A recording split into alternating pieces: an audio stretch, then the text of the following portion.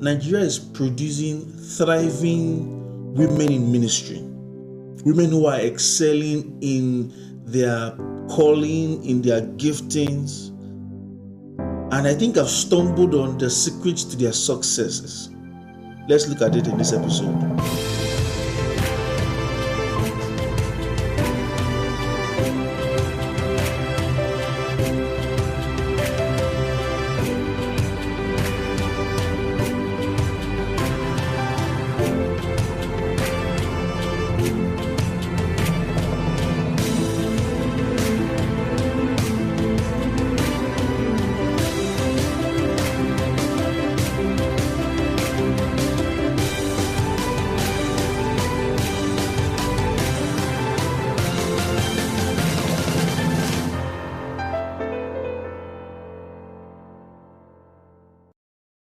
So before we get into it, let me first of all introduce you to the Project SALT and invite you to check out our website. All right, we are the Project SALT. We love music. All right, we love music. We love God, and we just want to put the two together. All right, get our music. Our music is on our website. It's also available on major platforms like iTunes and Spotify, Boomplay, and all the likes. Okay, you can get our worship session, which is the Unscripted sessions. Is amazing, it's intense, it's deep, it's powerful. Please go to YouTube. You can also get it on our website. All right, SALTv on YouTube, available on our website too. It will bless you. I'm confident of that. All right, get our updates, what we are doing, where we are signing, where we are doing our music, where we are blessing lives, where our engagements generally, so you can keep up with what we are doing and be a part of what we are doing.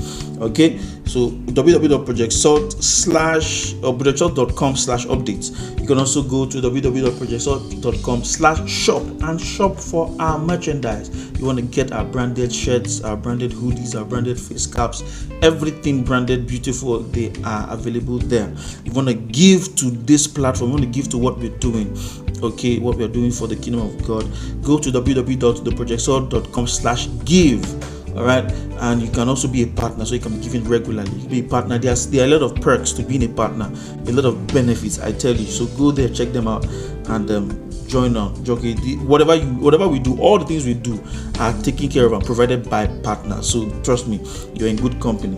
You can follow us on social media. Follow us on Facebook and Instagram, Daniel McDon and the Project SALT. You can also subscribe to all our channels, from YouTube to Spotify, wherever your podcast is gotten from. We are there. You can all subscribe and get the blessing fully loaded. We are dropping content on a regular, so don't be caught unawares.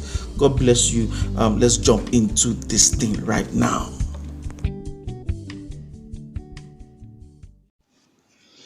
Hello, ladies and gentlemen. All right, let's get into this. It's been a while. I should be doing this daily, actually, but dealing with clients, preparing for different events. God help us. Yes, God help us, because if it's by the money, the money is not commensurate with the work. All right, but still, I should be able to find time to do this every day. I wish I can get to the point where I can do this every day. Okay, I drop something every day. Okay, let's not spend time on that. Yeah, I had an encounter with a gospel artist. Well, let me not say an encounter. I had an experience, or I heard someone say something, and it stuck with me. Funny enough, that's not the first time I'm hearing that thing being said. Okay, that's not the first time I'm hearing it being said. I was at an event. Okay, I ministered somewhere in Aja with a number of ministers. I don't know all their names. I don't know other names, but it was at an event set up by the Emansons. Okay, Reverend Joel and Melody Emanson. And they brought another, legendary. Both of them are legends. Reverend Emanson, Melody Emanson is a legendary singer. Both of them are singers, but she has written in. Okay, let me see if I can remember. Who is on the Lord's side? I want to know. I am on the Lord's side. Yeah, she wrote that song. Okay, so you know what I'm talking about. Legend. Yeah, she's a legend. she wrote that song. Which other one? God, my God is bigger than all my problems, bigger than everything. Also, one other Yoruba song like that, popular song that we sing, but we had no clue. A lot of us have no clue who wrote the song, where's the song from. She wrote, you understand? So she has been she is a legendary singer, at least in Nigeria, for Nigerian songs. Okay, and then they did that event somewhere in their church. They opened a church somewhere in Aja. Is it Aja now?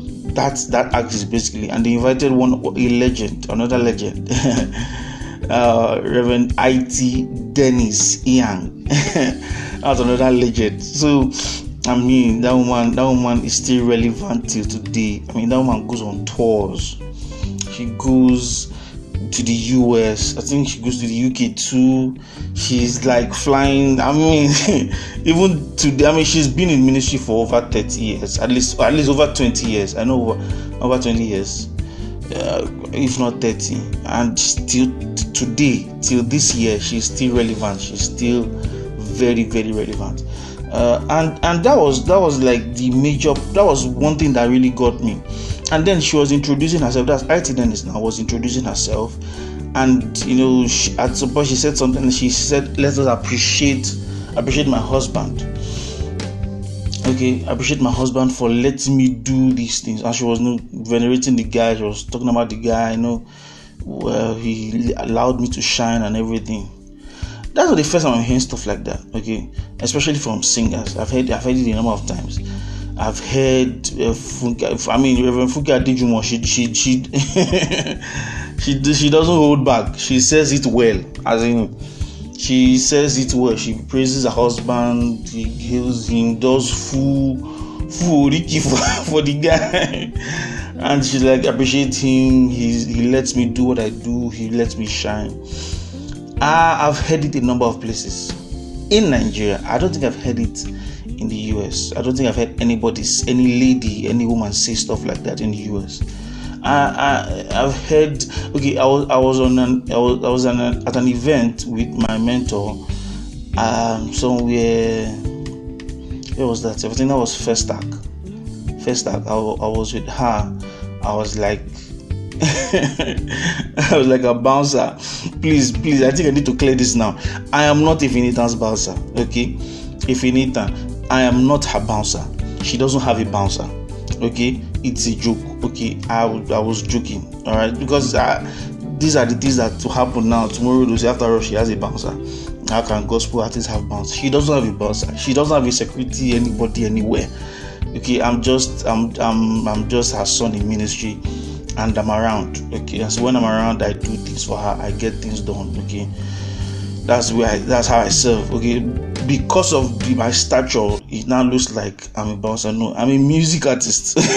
I'm not a bouncer. I've not at any point trained to be a bouncer.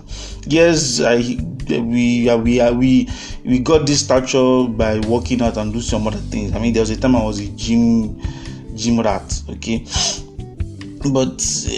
I didn't train to be a bouncer. I was going to the gym generally to be fit enough to stay on stage for like an hour and not faint. Okay, that was the actual initial plan, but then I kind of blew up. Okay, so I'm not a bouncer. All right, but that day I think I functioned as a bouncer because that was the first day I did that, and she was like. Okay. She was talking to someone. She was after she went for after administration. Okay.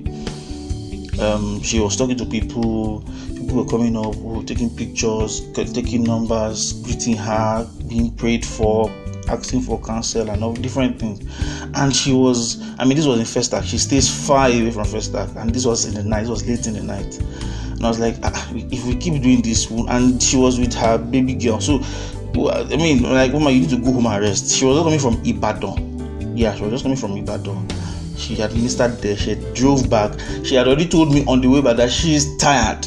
So I already know that she is tired. So all this one she's doing here, she's doing it because she's a minister. She's not an artist. She's an artist definitely, but she's also a minister. And ministry means that she has to serve.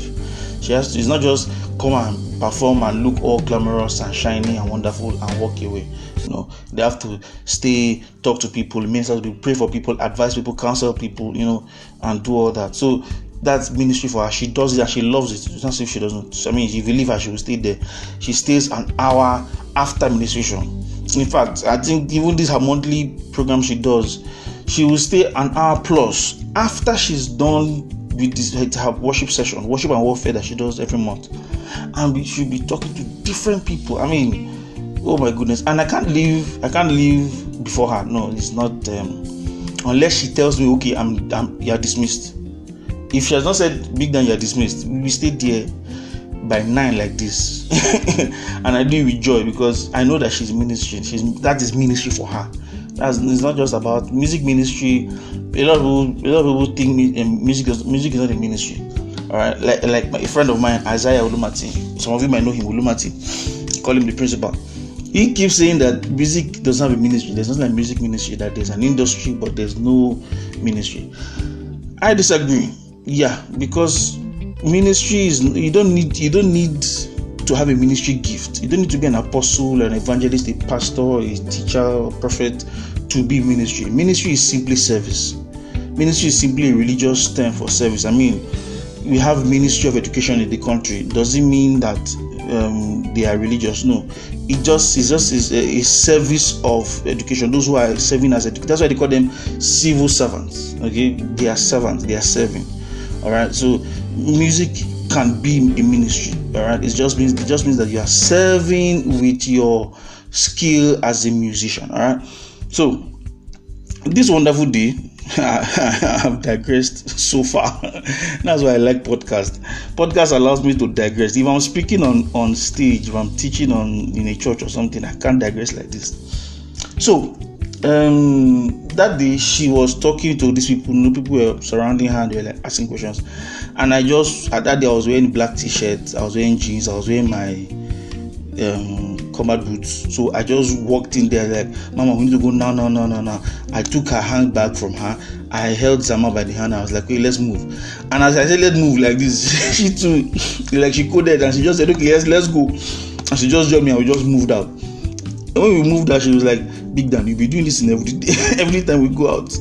You understand? You'll be taking care of logistics, taking care of all these things, and make sure that every event, every administration is smooth. So that's when I started officially walking around with her, until after a while we had to stop because she's a music minister. You can't keep avoiding the fact that she has to do ministry. So I had to back out a little. But there was something she said that night, and it also clicked again. The same thing with IT Dennis Young. She said that thing. Okay, that concert we were at Dera's concert. Dera is another female gospel artist, and she said something.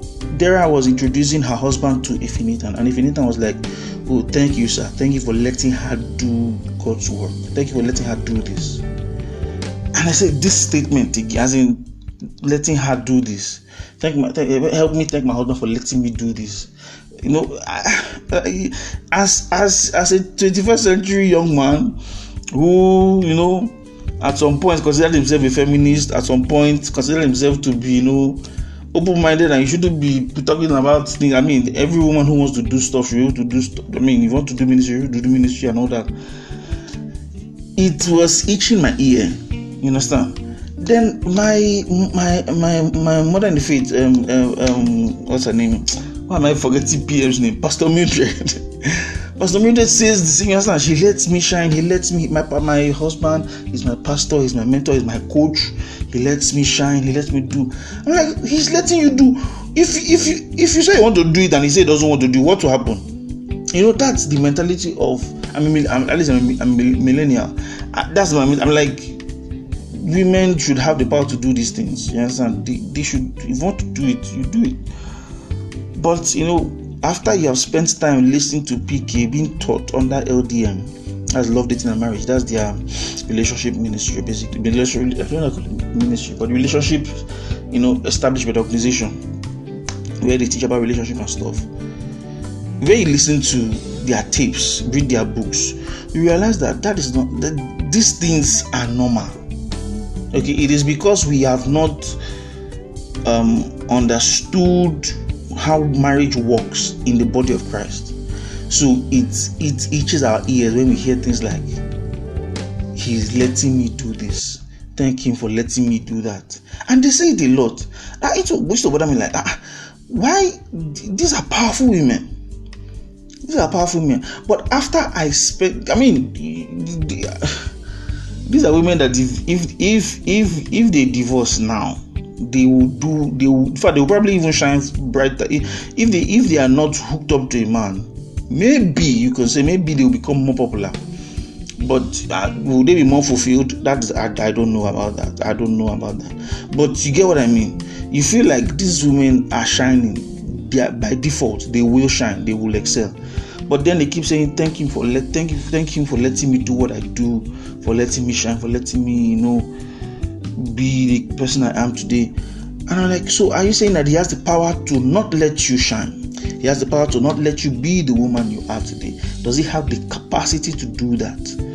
And when you understand the dynamics of marriage, okay, how marriage is set up by God, the one who set up marriage, you begin to realize that the man actually has the power to say no.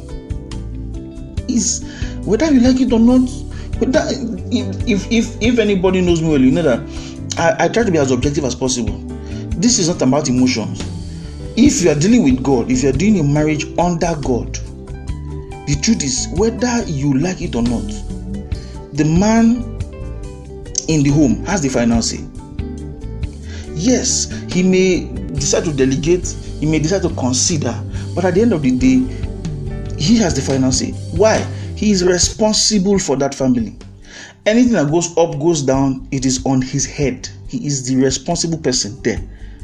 In other words, God will not hold any other person responsible apart from him, except him. He is the one that is responsible. Even when the children in the home mess up and they leave the home and they have bad relationship with their parents and they cause problem in the society, God will not hold them. He will hold the man in the house.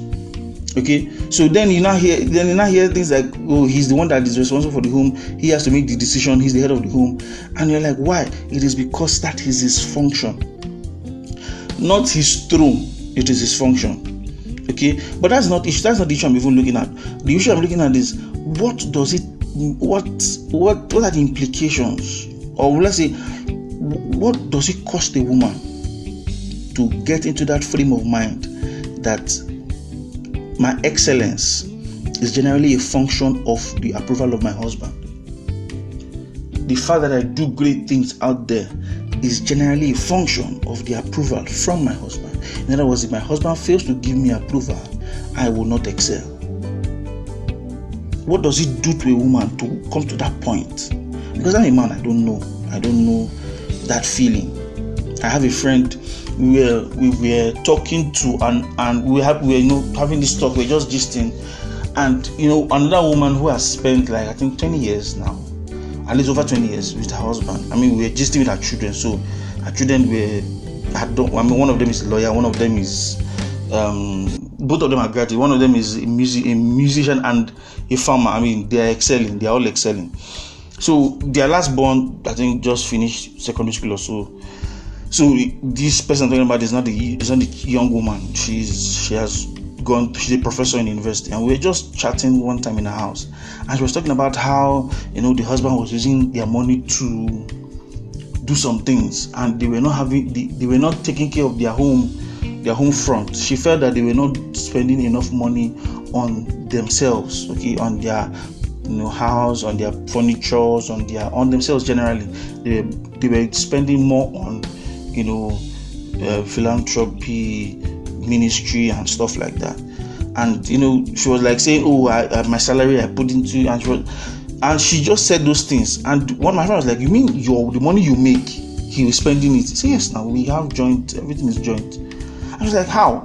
My friend was like, what do you mean by my friend is a female? And she didn't understand, because my friend makes a lot of money. As in, when I mean she makes a lot of money, that is her space, that is her gifts, that is her You understand? She's into business. She knows where the money is and she knows how to get it. Okay, so it's like when I work hard and make money, you mean I'm going to relinquish it to my husband? I was like, yeah, it's a joint account. That's if you're relinquishing to husband to go and do anything. It's a joint account. We are all together. This is what it means to live and cleave. As in, it's not some high-sounding nonsense word. It's the actual process in life. You live and cleave. I was like, you mean I'm going to take all my stuff? As in, it's like it's a default mentality for them. Why? Because first, one of the things you notice that first thing is they married a sensible husband. These are women who do this comfortably. They married a sensible husband. Number two, they did counseling, they did marital counseling and all that before they stepped into these things. So they had an established orientation. Okay, then the person they married, the husband they married, is under somebody. Okay, they didn't just marry a freelance Christian or all these lone wolf Christians. No, they married somebody who is submitted to authority. So even if he messes up, PK would always say that when I decided that I was going to marry Pastor Mildred, I told Pastor Mildred, I took her to meet my mentors and my pastor. And she said, and he told her, anytime I begin to misbehave, call Reverend Femi Oduwole and report me to him. Call Reverend Sam Adeyemi, report me to him. These are people that they will draw my ear. So it gives the lady safety that, okay, even if this good gentleman I'm marrying suddenly becomes mad tomorrow, I know who to call. Okay, so even if he decides to take all the money we have and destroy our financial security, I know who to call. So my friend was like, she's still trying to wrap her head around the fact that she has to carry all the money she has and joining with the man and then submit to the man. So if the man decides to do ABC and she doesn't like the idea, she has to sit with it, even though her money is involved. And probably in a situation she's going to be probably making more money than the man. So you mean that even though I'm making more money than him, I'm still supposed to submit my money to him? I mean, you understand, it was a problem for her. But for this woman who had lived so long, and well, not lived so badly, she's been married for a remarkable number of years compared to how many people that just divorce 2 years after marriage, 6 months after marriage. So it was a big deal for her. And it goes back to the fact that, first of all, they married sensible men. I think for me, that's the first thing. They married sensible men. They didn't marry an idiot and started praying that God will change him. They married somebody who was subject to God, who was submitted to God. The head of a woman is a man. The head of the man is Christ. It's literally spelled out in the scripture. But then you now find women who are running around with men who don't know Christ, men who have not submitted to anybody, men who tell you, does your pastor know more than me? I'm like, who is asking for that? It's not the question of who knows better or who knows more. It's a question of accountability. You understand?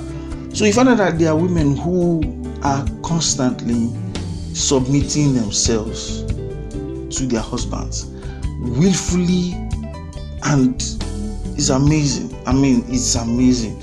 If you're not in my generation, you might not understand.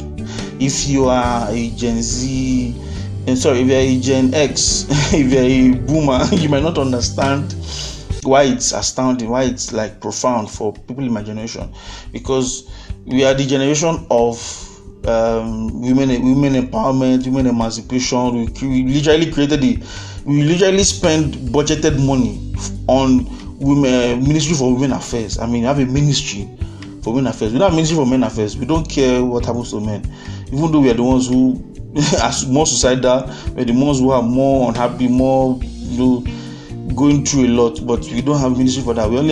We spend government money on emancipation.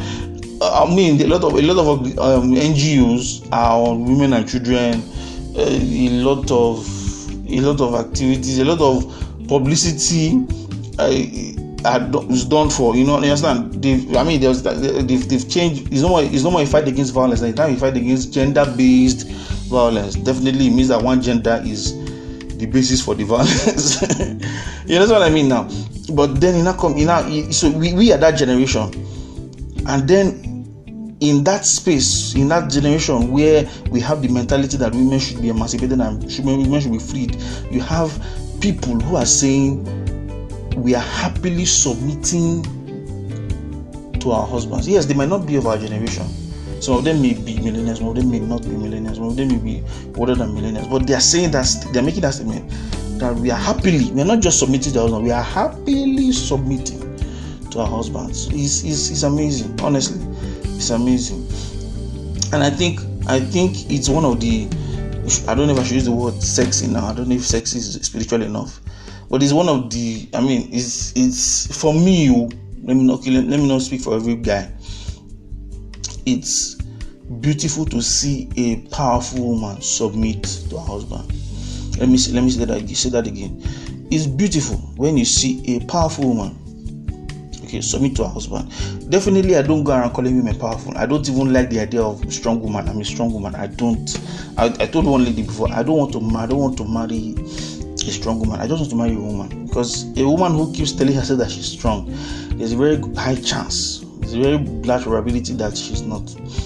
You don't see Samson going around Samson in the Bible going around the streets of Israel beating his chest and calling himself the strongest man. They all know he's the strongest man. They don't need him to announce it. Understand? So I believe women are naturally strong. I'm surrounded by strong women. My mother, my sisters, my mentors. They are women. I've served under women, female pastors. I've served at different times. Women are naturally on their own. They are strong. So when you have to say I'm a strong woman, your strength is questionable at this point. You understand? So when I see a woman in all her strength, in all her glory, in all her excellence, says she's submitting to a man, it's amazing. As in, I'm like,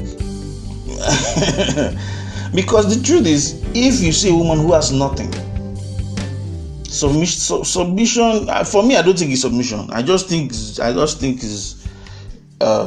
what do I call it now?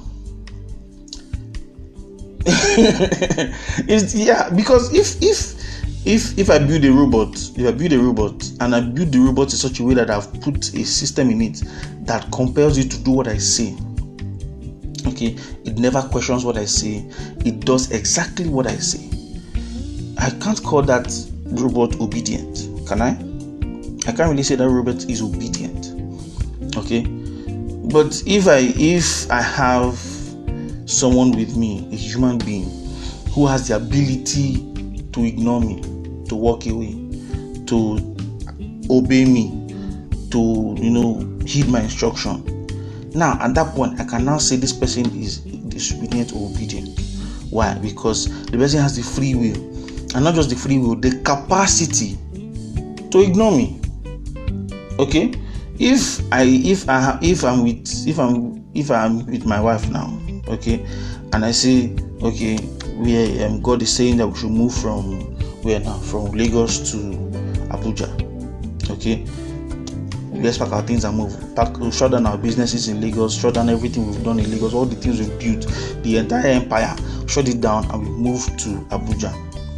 That's going to be a big hit for her, because God told me, God didn't tell her, and she's like, it's going to be a lot for her. Now she has things that she has built. There are women who have built so much that they can't even, when they're taking their husband's name, they have to hyphenate. As in, that's how much they've done, that they have to hyphenate their names. They have to bring in their husband's name as a hyphen to their own name, because their brand is there. This is IT Dennis Eyang. It's because the name is already there. She has already done work. She has done. There are people who have done. So when they submit, is more honorable. When you see a woman submit, and a woman that has things to submit, you have to have something to submit. If you have nothing in your hands, what are you submitting? When they say submit your exam, submit your paper in the exam, you have to have a paper to submit. You understand? When it says submit your finances to your marriage, to your husband, you have to have something to submit. When you have a woman who has pulled her weight, done stuff, you understand, excelled in life, and she's submitting all that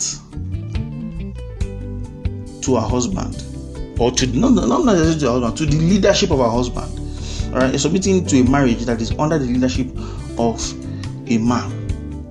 Okay, it is a lot, and trust me, for any high value man out there, it is honorable, it is sexy, it is. I mean, for some men, it's a turn on. I'm like, yes, like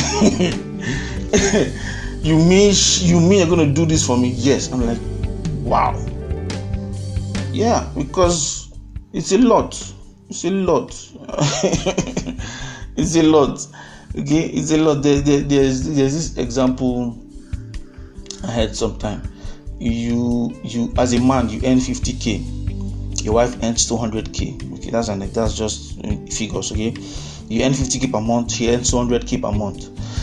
And for some reason, maybe your child has medical condition, and you don't have money to bring in a nurse or bring in somebody to work. So somebody has to look after the child. Somebody has to be there for the child. So one person has to leave his job or her job, and the other person has to go on continue working. The question then becomes, which of you, husband and wife, which of you will leave their job and focus on the child? As in, what I'm basically saying is, someone has to. There's a situation on ground. Someone has to give up their job. Whatever it might be, the child is sick, it might be the parents are sick, it might be anything. But one person has to give up the job while the other person goes to work. Which of them? Is it the man who is earning 50k or the woman who is earning 200k? You understand? Yes, they are back and forth. Some people say, oh, it's the man. The man has to give up his job. It's 50k, he can stay at home. Some people say it's the woman. After all, the man has no clue how to take care of a child. Let the woman do it, and let them believe God that maybe the business something can happen and he will not start earning 500k. Different arguments, I'm not here to come and tell you which one is the best or whatever.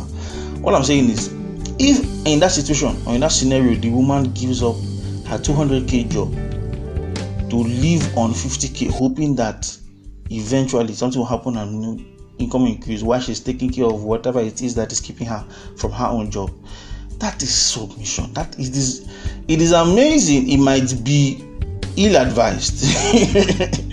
It might be ill-advised, honestly, but still, you have to doff your cap for a woman who would do that, who would honor her husband.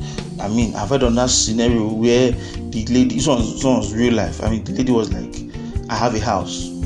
Okay, I've worked, I had raised money, I have a house where we can live. But my fiancé is saying that we have to rent apartments. That when we get married, we have to rent apartment and live in. And while the house is there, maybe they will rent the house, I don't know. But he's saying that he doesn't want to live in her house. Okay, he doesn't want to be a man who lives in his wife's house. Okay, so you see now, is it an issue of pride? Is it an issue of humility? Is it the man that is proud, or is it the woman that is too proud to rent? Is it penny wise pound foolish? Is it economically unwise? Different questions come up. But if for any reason the woman says, okay, I'm willing to move into another apartment with you, maybe we'll rent this one out and then we use as joint income or whatever it is. If she's there to do that, I'm sorry, for whatever reason, I might say, okay, yes, it's not wise, but if she does it, I have to give her props. I mean, it's a lot. It is a lot. It might be easier in a situation where the man, back in those days where people lived in huts. I mean, at least in Eastern Nigeria, I know of this one. You have a man who is older. He's basically 10 years older than his wife. He is the breadwinner of the house. He goes to farm. He goes to do whatever he needs to do. Brings money home. Brings food home. The wife prepares it. Maybe the man went to primary 6 or finished primary 6 school or finished secondary school. He's generally more intelligent, more exposed than the girl, older than the girl, wiser than the girl. So he's basically her Lord and Savior. Yes. In that situation, he's becoming our Lord and Savior. So she can't talk too much. If she talks anyhow, he will discipline her. Discipline her, like literally flog her with cane and stuff. Back then, yes, you could say, okay, yes, anything she makes, she has to submit it to her husband, because that husband is our Lord and Savior. But now in a situation where women are thriving, if we were living in a world where everything was physical, every job description was physical, women won't be thriving. Let's not lie to ourselves. If all the jobs, how many women do you see going into mines, going to look for gold and iron and all that? How many female bricklayers do you know? How many female carpenters do you know? Well, carpentry, yeah, maybe, but bricklayers, heavy duty jobs. How many of them? How many females do you see at the front line of wars? You understand? But because we live in a world where it is more about information, more about knowledge, intellectual job descriptions, jobs that require cognitive abilities than physical abilities, women are thriving. Now, a woman does all that work, makes all that money, and then you say submit to her husband. All right, so it's a big deal. And when I hear women say these things, it hits me differently. I'm like, this woman, you are a virtuous woman. I'm sorry, but whether some people like whatever decisions she makes or not, the fact that she's making a decision, whether it is smart or not, it is still it is a plus to her virtue. It's a plus. Even the virtuous woman in Psalm 31, she's, as far as I'm concerned, she's basically richer than her husband. Because are you seeing her portfolio? Are you seeing her, the CV now, or her business card? She's excelling. The Proverbs 31 woman, she's excelling. You understand? And the man, the only description they give for the man is that he's in the place of authority. He's occupying the place of authority in the community or in the country or in the city. Other than that, she's the one that is pulling her weight as she's bringing money to the whole package. All right. So it's something that you have to give them props. They are doing a great job. Okay, but you also need to understand that it is not safe. Okay, let me not say it's not safe. It's very risky. One way of reducing the risk, okay, is by marrying based on the will of God. Yes, dear ladies, as a guy, let me tell you now, as a guy, the fact that you marry, okay, let me put it this way: marrying in church is not this. Marrying somebody because the person goes to church is not really the best. It's a good idea. It's not really the best. Marry somebody because they are religious, okay, they keep rules and they are morally sound. It's not enough. It's not it. So the question is, what it is? What is it? Personally, I think I will advise man or woman, whoever you're marrying, marry someone who loves God more than they love you. Because that is the reason why a woman will willingly submit to you, because she loves God. That is the reason why a man will not cheat on you, because he loves God. Joseph did not sleep with Potiphar's wife, not because he loves Potiphar so much, not because Potiphar is like a father to him. No, he did that because he loves God too much to damage a marriage. That is the same reason why a woman will not sleep with another woman's husband. That's the reason why a guy will not consider another man's wife as his sugar mommy. It is not because we love each other. It is because we love God who has established that relationship. So whatever you're doing, do it under God. You understand? Do it not because see, I know marriages that are built on religion that did not stand. I am a product of one. There are marriages that the man is speaking tongues, the woman is floating in the air. All of them are spiritual, breathing out fire and brimstone, tongue talking, Holy Ghost filled, water baptized, fire baptized, engine oil or anointing oil poured up. Everybody is flowing in the whole something, and the marriage is a wreck.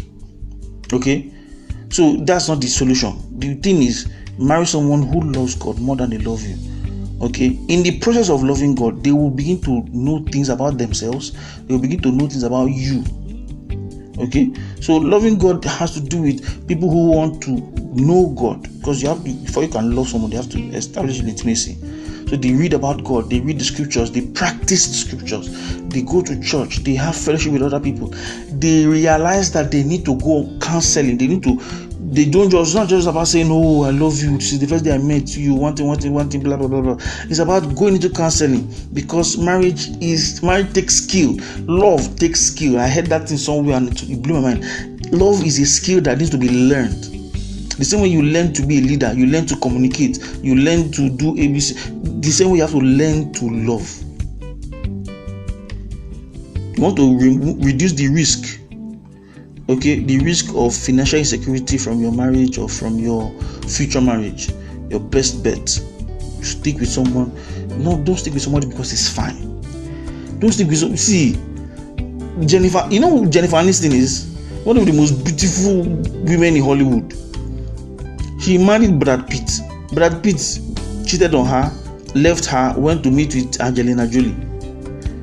After we thought, oh, Mr. and Mrs. Smith, they want the best marriage in the world. They are divorced now.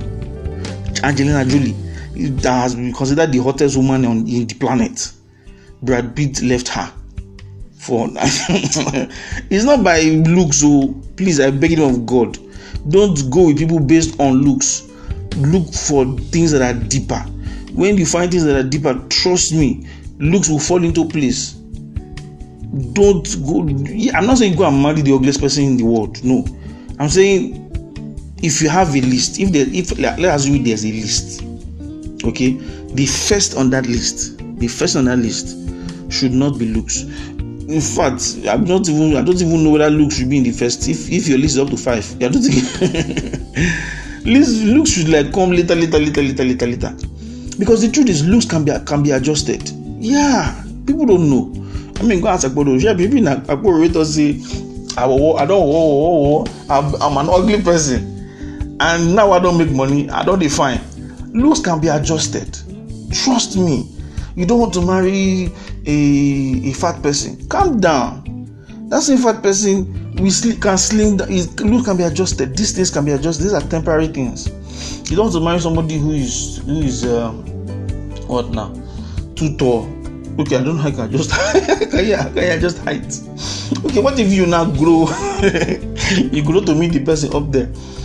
Okay, look can be adjusted. You don't marry the guy because he doesn't dress well. Really? These are things that can be adjusted. You want to marry somebody because she doesn't smell right. These are things that you can adjust. What you cannot adjust, trust me, what you cannot adjust is relationship with Jesus.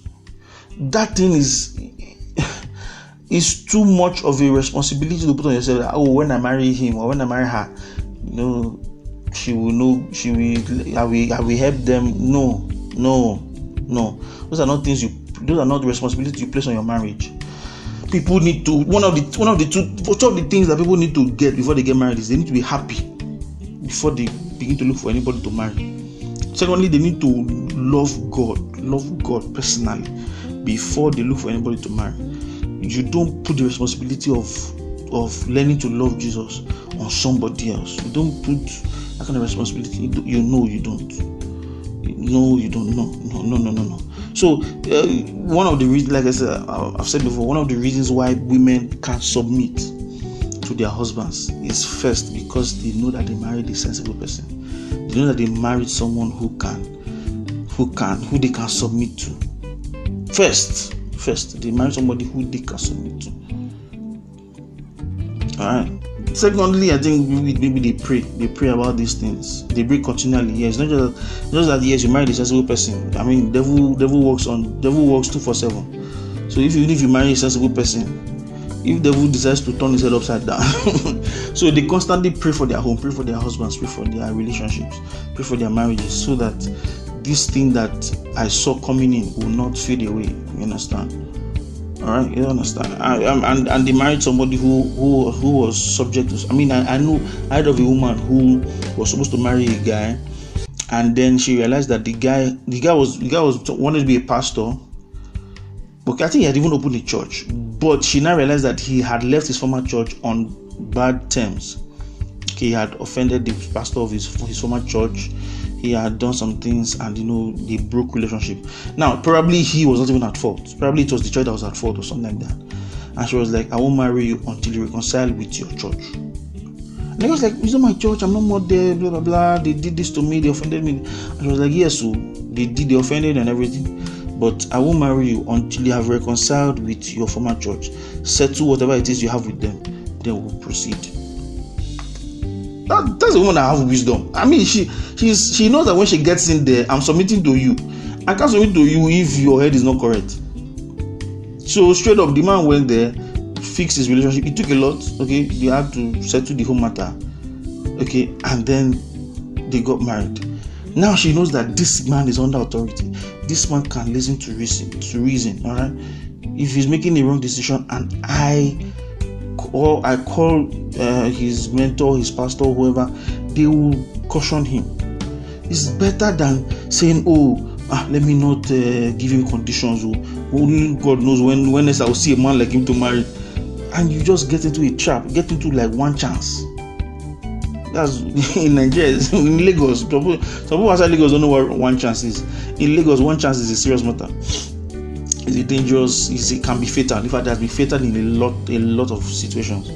It can be fatal. So that's what I mean. Someone said that the last 80 years, Nigeria has been in, the whole country has been in national one chance because of the person we elected. Let me not say more than that. But I don't think it's not far from the truth at all. It's not far from the truth. Hopefully we'll get out of the one chance next year. So these are the reasons why women can do this. Women who are thriving, women who are doing great things out there can easily submit their money, their business, their identity. When you see their identity, their brand, okay, their name, can submit all these things to their husbands. Why?